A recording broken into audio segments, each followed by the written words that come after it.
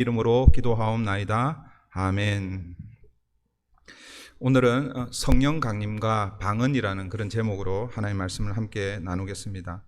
오늘 본문은 크게 한 두 부분으로 그렇게 요약을 나눌 수가 있는데, 첫 번째는 1절부터 3절, 실제로 오순절 절기에 성령이 임하는 성령 강림 사건이고, 그 다음에 4절부터 13절은 성령 강림의 결과로 제자들과 함께 모인 자들이 방언을 하는 그런 그 내용들이고, 그리고 그 방언에 대한 사람들의 방언이 소개가 되고 있습니다.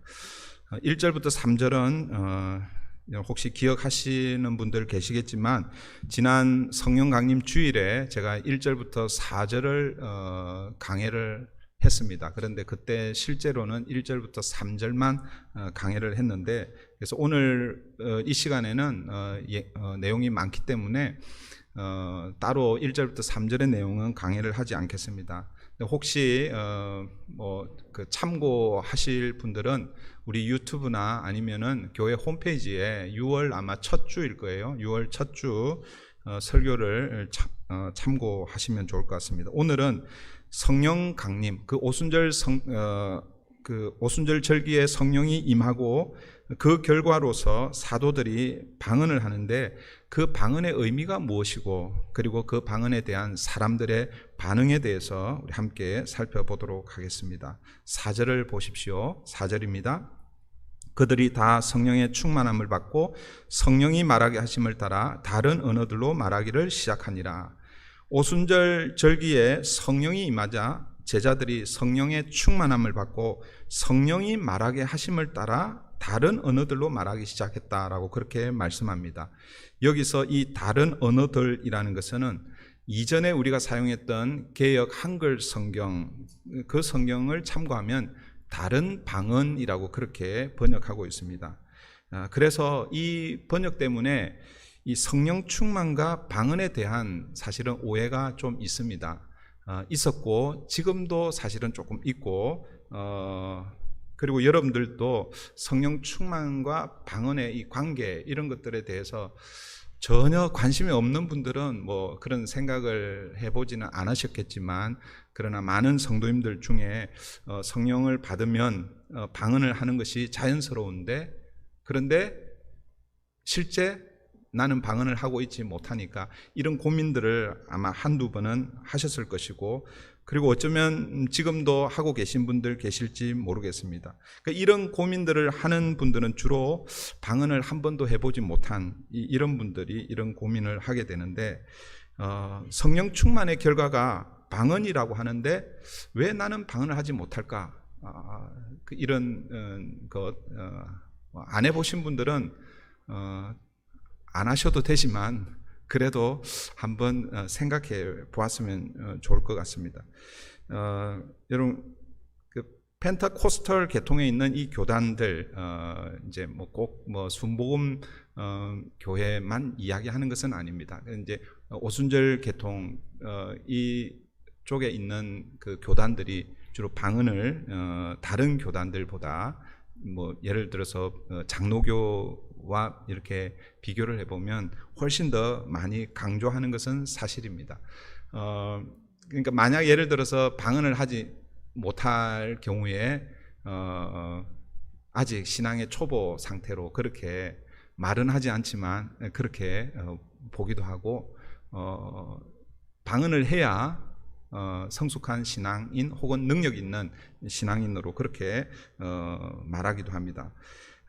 그런 그 보이지 않는 그런 그 기류들이 있기 때문에 사람들이 할 수 있으면, 어쨌든 성경의 방언에 대해서 말씀하고 있기 때문에 방언을 하려고 그렇게 사람들이 애를 씁니다. 그래서 기도할 때 어떤 경우에는 말을 막 빨리 해보기도 하고, 또 같은 단어를 계속해서 반복해서 하기도 하잖아요, 그죠? 이게 우리 한국의 옛날 70년대, 80년대 기도원을 중심으로 해서 이 방언 기도, 이런 것들이 실제로 있었고, 지금도 사실은 교회에서 방언 기도를 많이 강조하는 그런 교회들이 있습니다. 그러다가 자기 입에서 이상한 그 소리가 이렇게 나오면 그것으로 내가 방언 받았다라고 그렇게 생각하기도 합니다. 저는 개인적으로 이런 종류의 방언을 부정하지는 않습니다. 고린도전서 로마서 12장에도 성령의 은사에 대해서 소개가 되고 있고, 이제 방언에 대한 직접적인 그 소개는 고린도전서 12장에 소개가 되고 있고, 그리고 14장에서, 고린도전서 13장은 사랑장이잖아요, 그죠? 원래는 12장에서 14장으로 이렇게 이어지는 게 훨씬 더 부드럽습니다. 그 문맥으로 보면.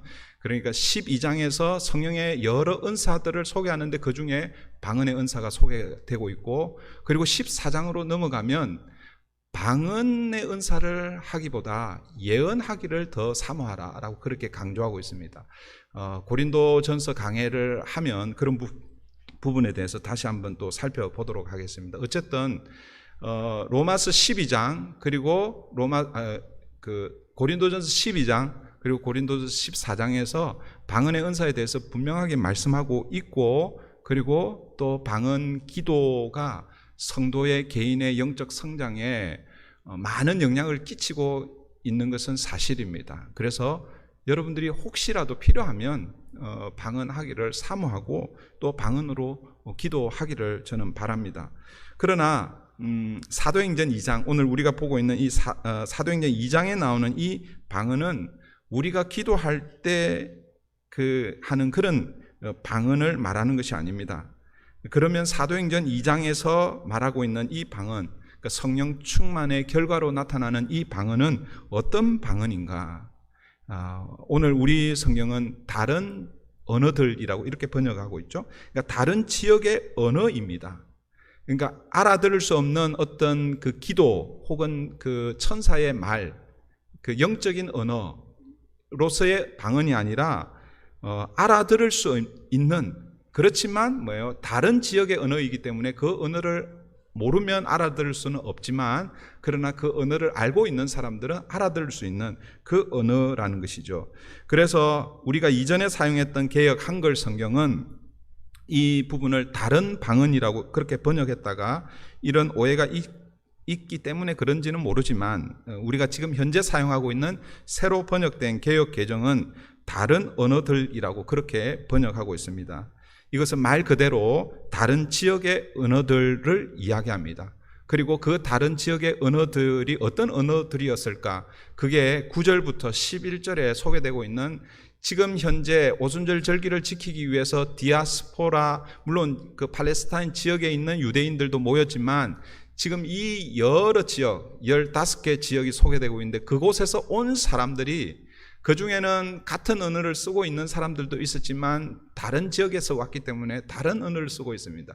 그런데 지금 이 성령 충만을 받은 이 제자들이 지금 방언을 하는데, 바로 그 방언이 다른 알아들을 수 없는 그런 언어가 아니라 이 지역에서 온 사람들이 알아들을 수 있는 그 언어를 하고 있다라는 것이죠.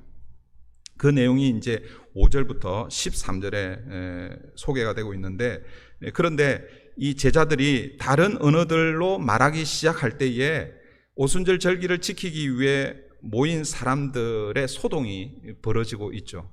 그 내용이 이제 5절부터 13절인데요. 먼저 한번 5절을 보십시오. 5절입니다.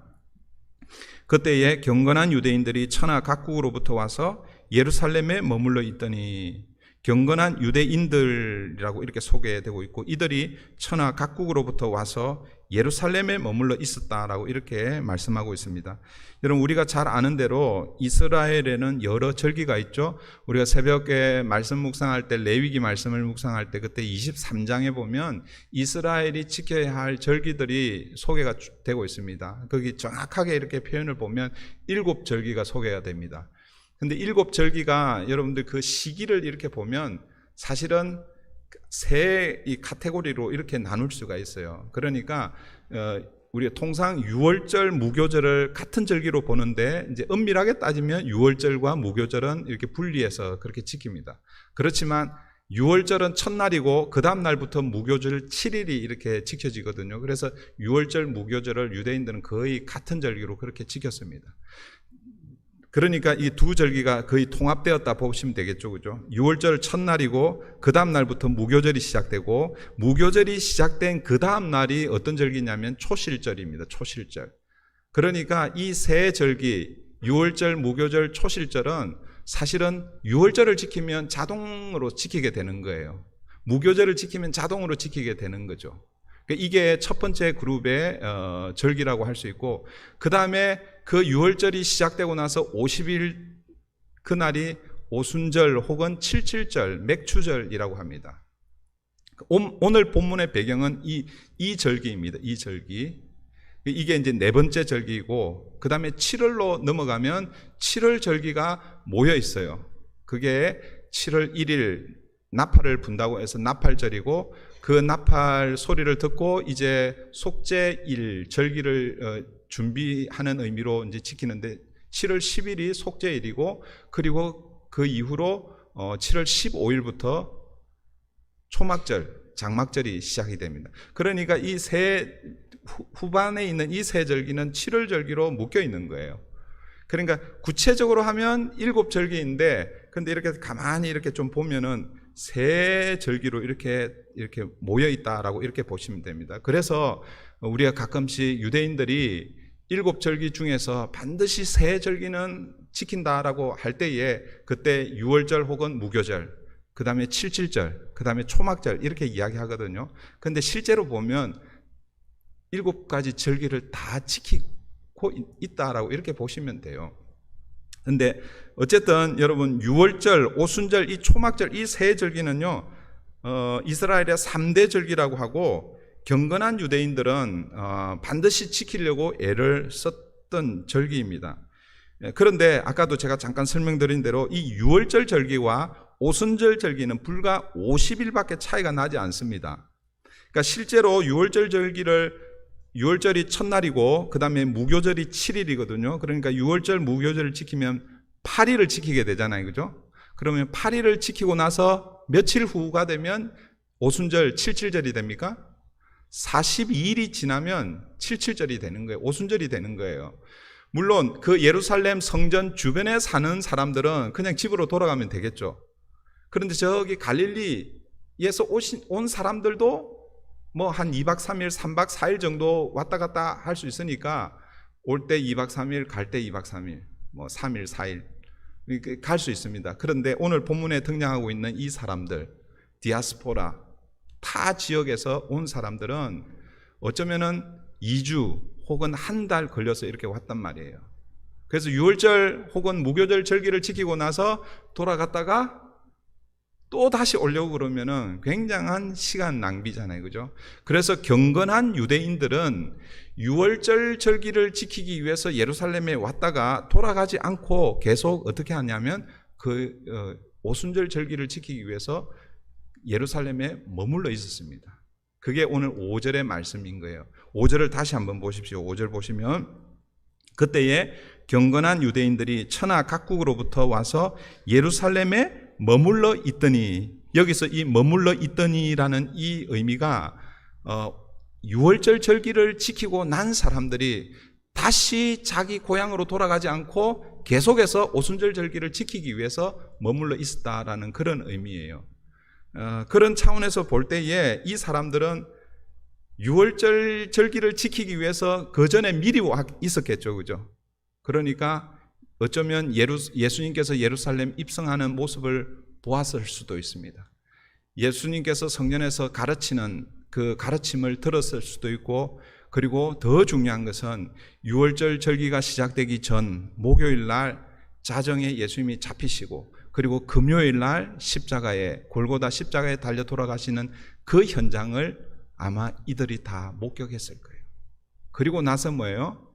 50일이 지난 그런 상황이다라는 것을 여러분 기억을 하시면 좋을 것 같습니다. 그런 사람들이 지금 이 오순절 절기에 뭘 목격하고 있는가? 이 6절하고 8절이죠. 6절, 8절을 한번 보십시오. 이 소리가 나매. 여러분, 이 소리는 어떤 소리일까요? 1절부터 3절에서 성령이 임하는 소리일 수도 있고, 그것을 포함해서 사실은 그 이후 제자들이 지금 다른 언어로 말하는 그 소리를 지금 이 사람들이 듣고 있는 거예요. 큰 무리가 모여 자기의 방언으로, 여기서 이 자기의 방언이라는 것은 자기의 언어로라고 그렇게 이해하셔야 됩니다. 제자들이 말하는 것을 듣고 소동하여 다 놀라 신기하게 여겨 이르되 보라, 이 말하는 사람들이 다 갈릴리 사람들이 아니냐. 이게 어떤 의미겠어요? 아니, 저 사람들은 갈릴리 사람들인데 조금 낮게 이렇게 보고 있는 거죠.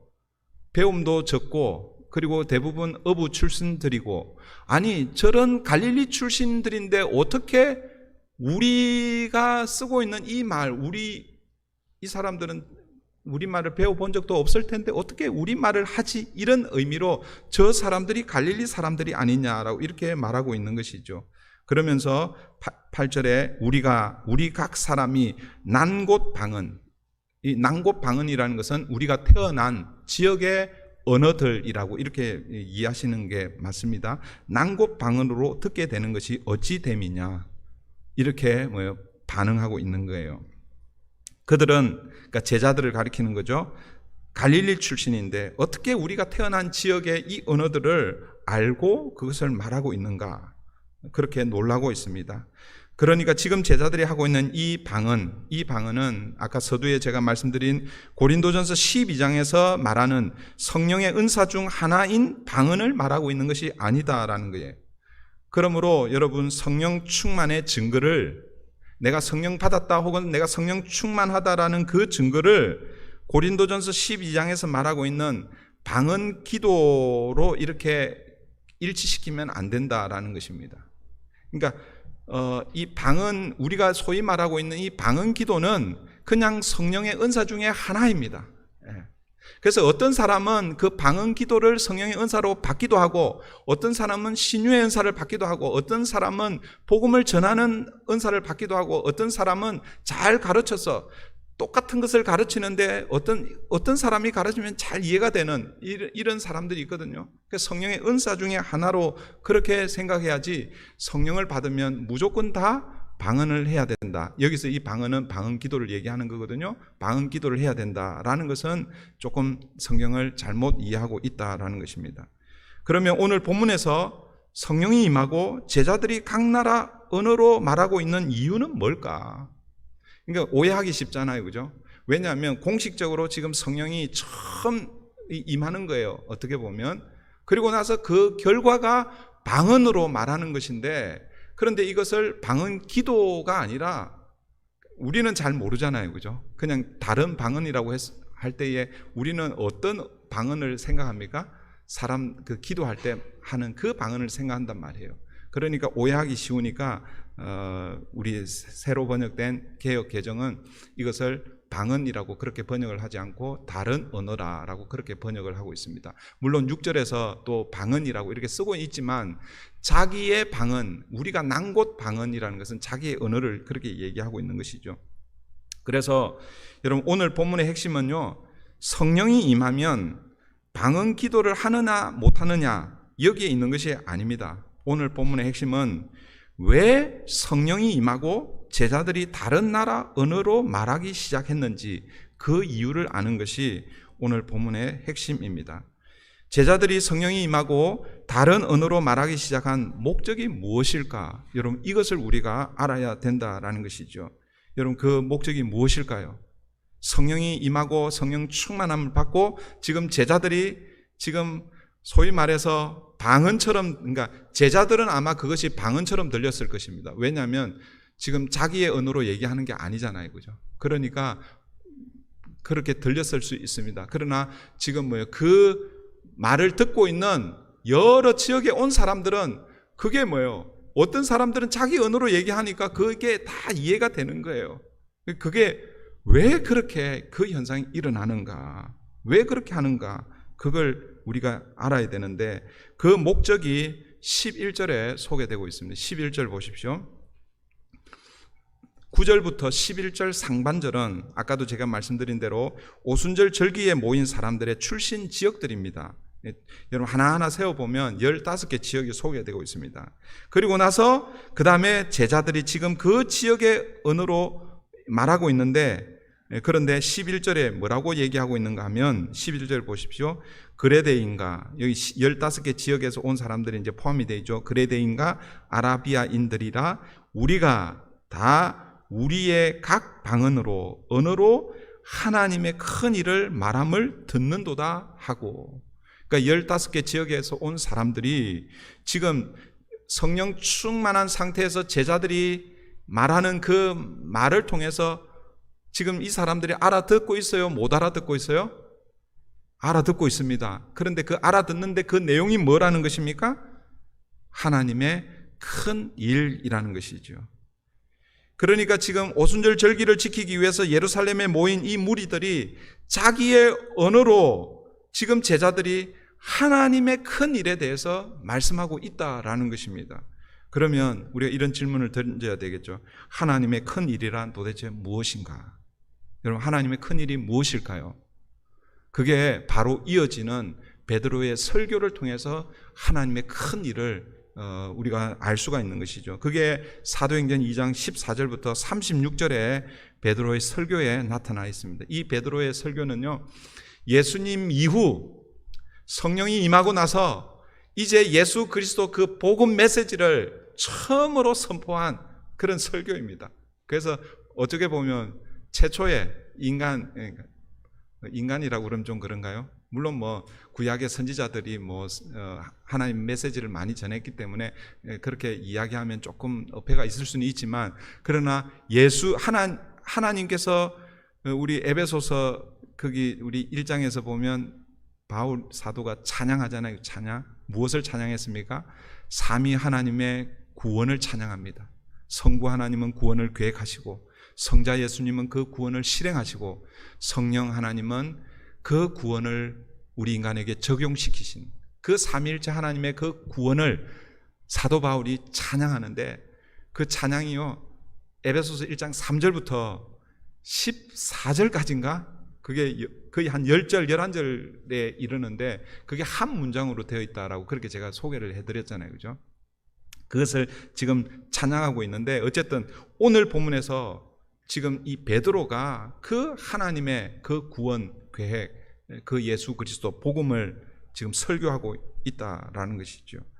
그 베드로의 설교의 핵심은요, 36절 마지막, 물론 이제 그 14절부터 이렇게 쭉 한번 읽어보시면 베드로가 그 설교를 쭉 하는데, 그 설교의 마지막 핵심이 뭐냐면 36절이에요. 36절을 한번 보십시오. 그런즉 이스라엘 온 집은 확실히 알지니 너희가 십자가에 못 박은 이 예수를 하나님이 주와 그리스도가 되게 하셨느니라 하니라.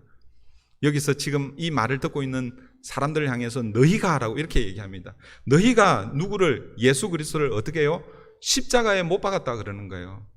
제가 처음에 이 말씀이 이 사람들이 십자가에 못 박았나 그렇게 생각을 했는데, 저는 예전에는 그렇게 생각을 안 했거든요. 근데 제가 이번 주간에 말씀을 이렇게 준비하면서 아까 제가 서두에 설명드렸잖아요.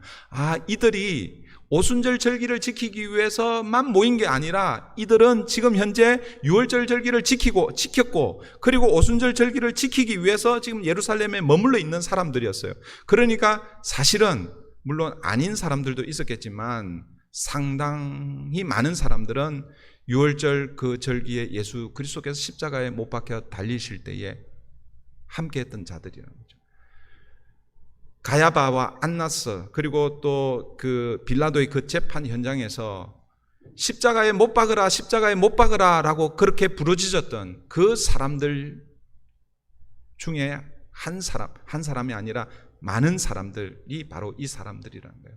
그런 사람들을 향해서 지금 베드로가 뭐라고 얘기하고 있습니까? 너희가, 여러분 23절 한번 볼까요? 그 2장 23절 한번 보세요. 23절 보시면 23절, 그가 하나님께서 정하신 뜻과 미리 아신 대로 내준 바 되었거늘 너희가 법 없는 자들의 손을 빌려 못 박아 죽였으나.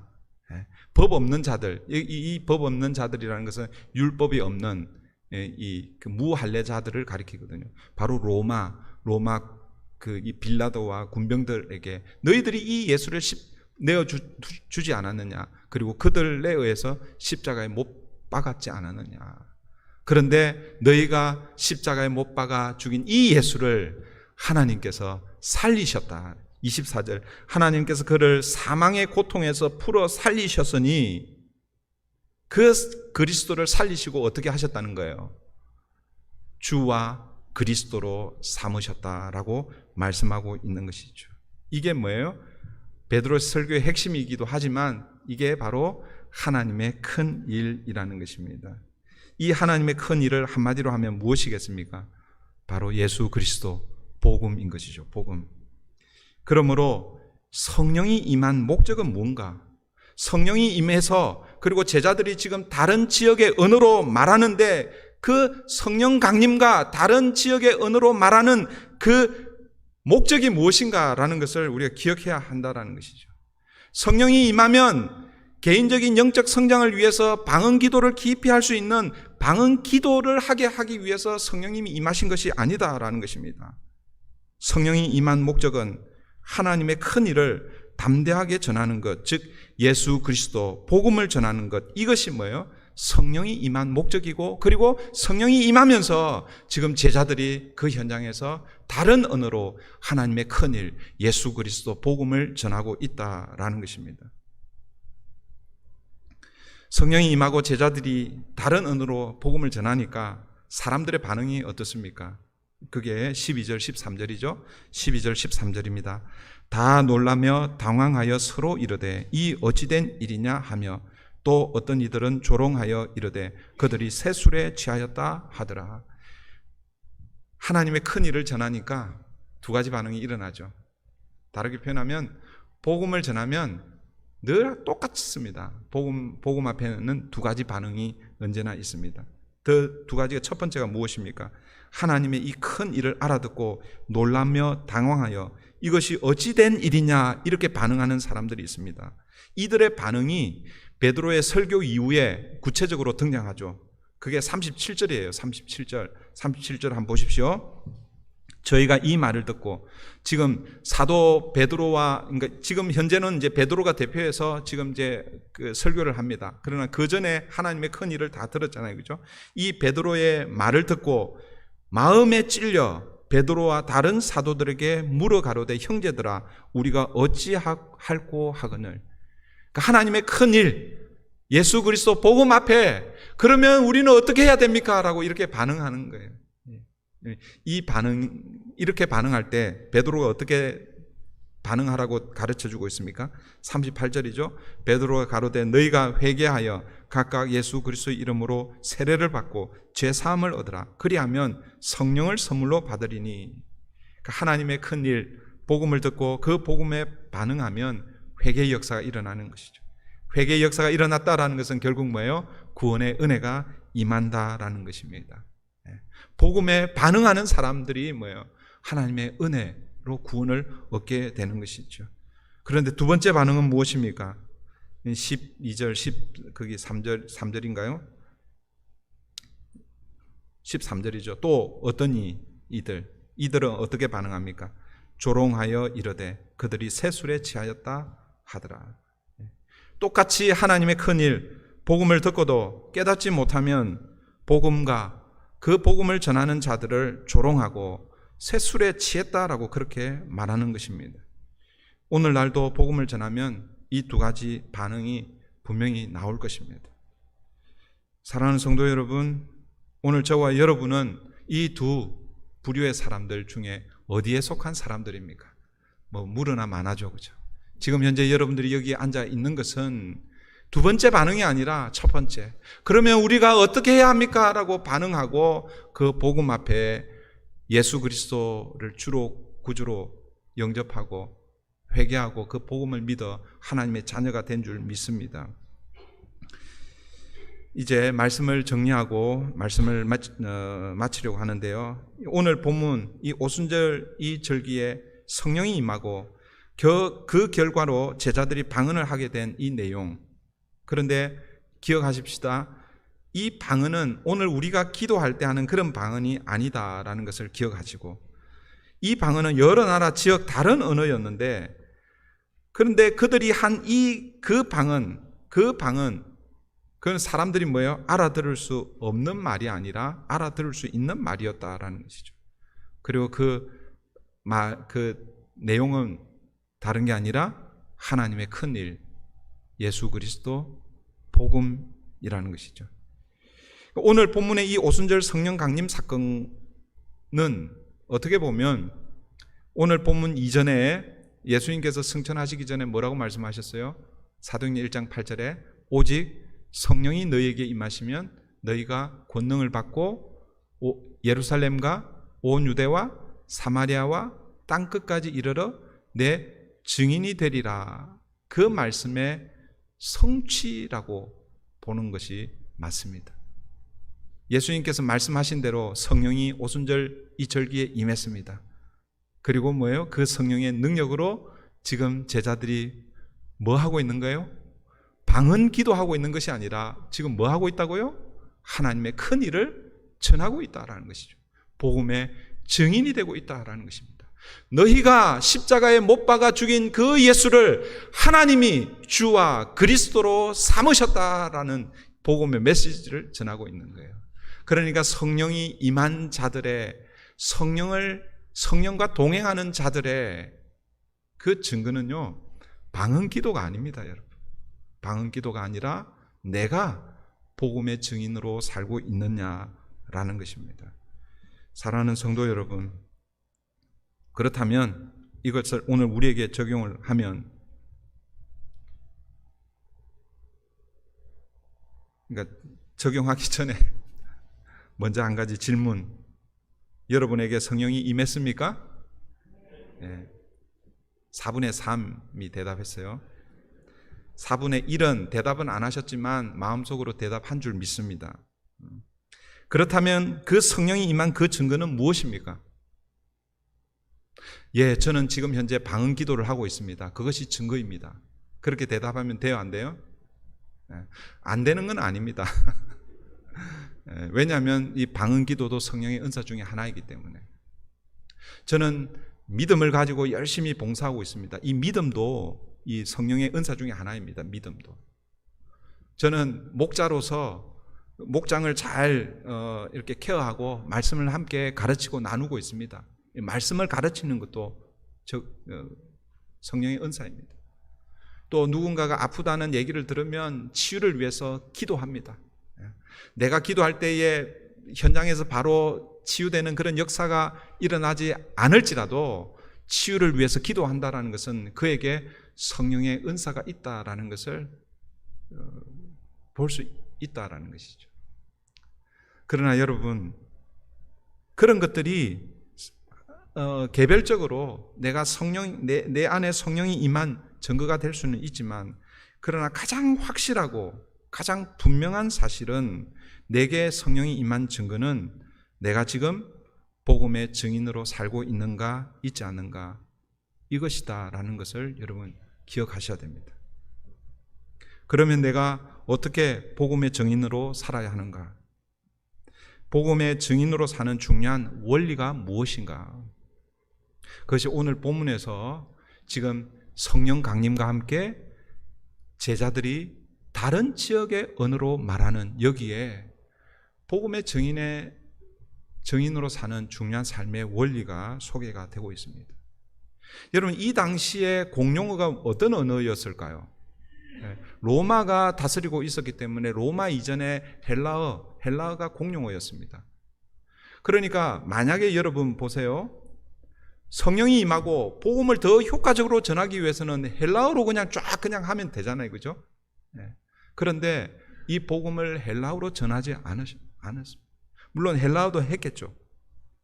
그런데 그 지역에 모인 이 사람들의 표현에 의하면 난곳 방언이라고 이렇게 표현하고 있습니다. 난곳 방언. 여기에 비밀이 있습니다. 난곳 방언이라는 것은 내가 태어난, 그러니까 여러분 복음을 전하는 복음의 증인의 삶의 원리는 뭐냐면 내 중심이 아니라 그 사람의 중심이라는 거예요. 그 사람의 중심. 이해하시겠어요? 이게 성육신의 원리입니다. 하나님께서 우리를 구원하기 위해서 하나님의 모습으로 이 땅에 오신 것이 아니라 하나님이 사람이 되셔서 우리와 함께 거하시며 우리에게 뭘 소개하신 거예요? 복음을 주신 거예요. 이게 하나님의 방식입니다. 만약에 하나님이 하나님으로 오셔서 인간에게 복음을 전했다면 인간이 그 복음을 알아들을 수 있었겠습니까? 못 알아듣는 것이죠. 그러니까 그게 뭐 방언이 못 알아듣는. 그런데 주님은 하늘 영광을 버리시고 이 땅에 오셔서 우리 사람의 모습으로 사람이 이해할 수 있는 그 복음을 우리에게 주셨다라는 것이죠. 앞으로 성령이 충만히 임하고 이제 이 하나님의 복음이 전해질 것인데 그 복음도 이와 같은 방식으로 전해져야 된다라는 것을 우리에게 보여주고 있는 것입니다. 그래서 복음은 내 중심의 복음이 아니라 복음을 듣는 그 사람에게 맞추어서 전해야 된다. 이것이 예수님의 원리였고 이것을 깨달은 베드로가 아니죠. 사도 바울이에요. 사도 바울이 고린도 전서 9장에서 이렇게 고백하고 있습니다. 잘 들어보세요. 내가 모든 사람에게서 자유로우나 스스로 모든 사람에게 종이 된 것은 더 많은 사람을 얻고자 함이라. 유대인들에게 내가 유대인같이 된 것은 유대인들을 얻고자 함이요 율법 아래에 있는 자들에게는 내가 율법 아래에 있지 아니하나 율법 아래에 있는 자같이 된 것은 율법 아래에 있는 자들을 얻고자 함이요 율법 없는 자에게는 내가 하나님께는 율법 없는 자가 아니요 도리어 그리스도의 율법 아래에 있는 자이나 율법 없는 자와 같이 된 것은 율법 없는 자들을 얻고자 함이라. 약한 자들에게 내가 약한 자와 같이 된 것은 약한 자들을 얻고자 함이요 내가 여러 사람에게 여러 모습이 된 것은 아무쪼록 몇 사람이라도 구원하고자 함이니. 그러니까 쉽게 요약하면 유대인들에게 복음을 전할 때는 유대인의 모습으로 복음을 전했고 이방인들에게 복음을 전할 때는 이방인의 자리에 가서 복음을 전했다라는 것이죠. 여러분 다미엔 선교사님의 스토리를 들어보신 분들 계실 거예요. 다미엔 이 선교사님은 그 나병 환자의 성자로 그렇게 알려져 있잖아요. 이 사람이 어느 나병 환자 그 마을에 들어가서 선교를 복음을 전하러 들어갔는데 아무리 복음을 전해도 복음을 듣지 않습니다. 근데 나중에 이 사람이 왜 복음을 듣지 않을까? 뭘 깨달았겠어요? 자기는 나병 환자가 아니고 정상인이 우리가 생각하는 정상인이고 저들은 다 나병 환자들인데 근데 자기가 전하는 이 복음이 그들에게 먹히지 않는 거예요. 그래서 이 다미엔 이 신부님이 그 선교사님이 그들에게 가서 그들과 만지고 그렇게 해서 그가 나병 환자가 되고 그리고 뭐예요? 복음을 전하는 것이. 여러분 우리가 어린 아이들에게 복음을 전할 때는 우리의 입장에서 복음을 전하면 어린 아이들이 이해할 수가 없죠. 어린 아이들에게 복음을 전하기 위해서는요 그 어린 아이의 수준으로 내려가서 복음을 소개해야 복음을 전할 수 있는 것입니다. 복음의 증인의 삶을 산다는 것은 바로 그와 같은 것이라는 것이죠. 내가 내 중심으로 다른 사람들과의 관계에서 내가 우월해 있다라고 생각하면 절대 그 복음은 그 사람에게 전달되지 않습니다. 복음이 복음으로 되기 위해서는 난곳 방언 그 사람에게로 내려가야 복음이 전달된다라는 것이죠. 이것이 성육신의 원리이고 복음의 증인의 삶을 살기 위해서 우리가 살아야 할 삶의 자세라는 것이죠. 그래서 예수님은 내가 섬김을 받으려 함이 아니라 도리어 섬기려 하고 모든 사람을 위하여 자기 목숨을 대속물로 주기 위해서 그래서 낮아진 그 자리에서 섬길 때에 복음의 역사가 일어난 줄 믿습니다. 오늘 저와 여러분이 성령 충만한 사람을 어떻게 이해할 것인가? 방언으로 기도하고 영적으로 충만하고 이런 현상을 통해서 나는 성령 충만한 영적 우월감을 가지고 사는 것이 아니라 내 삶의 자리에서 주의 복음으로 다른 상대방 그 사람들을 이해하고 그들과 함께 주님의 그 사랑을 전할 그때에 성령 충만한 복음의 증인의 삶을 산다라는 것을 기억하고, 이제 브릿지 교회로 모여 예배하고, 이제 이 예배 이후에 여러분들은 브릿지 교회로 여러분 각자의 삶의 자리로 흩어질 것입니다. 여러분 교회로 사십시오. 내가 교회라는 것을 기억하고 여러분이 교회로 여러분 가정에서 사시고, 혹시 직장에서 일하시는 분들은 그 직장에서 여러분들이 교회로 살아내시고, 학교에서 공부하는 학생은 교회로 살아내시고, 비즈니스 현장에서 교회로 살아내시고, 교회로 산다는 것은 결국 뭐예요? 복음의 증인으로 산다라는 것입니다. 기도하겠습니다.